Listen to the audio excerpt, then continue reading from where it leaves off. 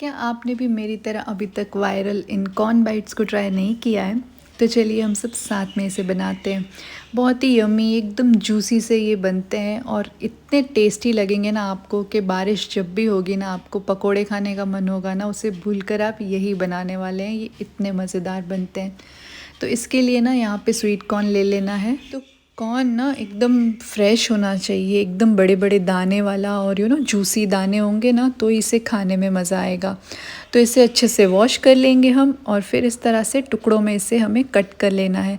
तो आप इस तरह से गोल घुमाते हुए इसे कट करेंगे ना तो ये इजीली कट जाते हैं। ध्यान से, अगर आप बड़े चाकू का यूज़ कर रहे हैं तो ध्यान से यूज़ कीजिएगा।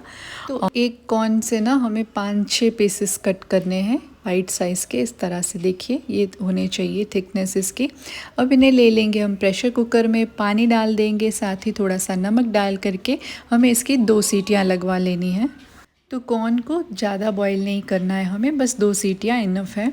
अब एक कढ़ाई में तेल ले लेंगे और उसमें एकदम बारीक कट किया हुआ या फिर क्रश करके आप डालिएगा 6-8 कलियां लहसुन की डालनी है हमें, और उसे ना हल्का सा सौटे कर लेना है, यानी कि उसका जब तक कच्चापन निकल जाए ना तब तक हम उसे सौटे कर लेंगे।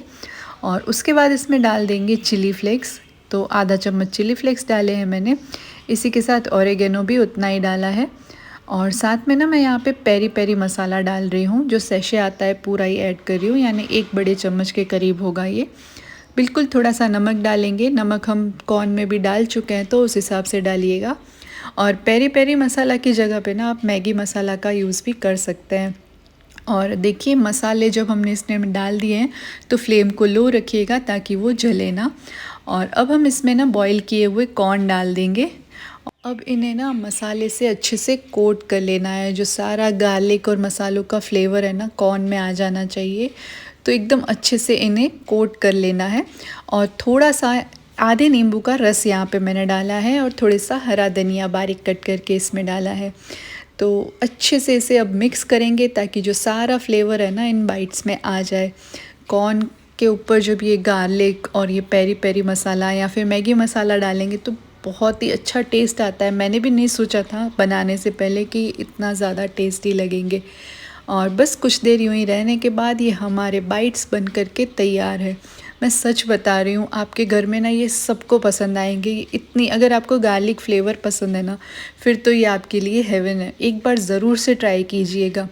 बहुत जूसी, बहुत ही मज़ेदार बनते हैं ये। तो बारिश का मौसम तो चल ही रहा है, किसी और रीज़न की ज़रूरत ही नहीं है इन्हें ट्राई करने के लिए। तो एक बार ये ज़रूर से बनाइएगा। और अगर पसंद आया हो वीडियो तो वीडियो को लाइक और चैनल को सब्सक्राइब ज़रूर से कर दीजिएगा।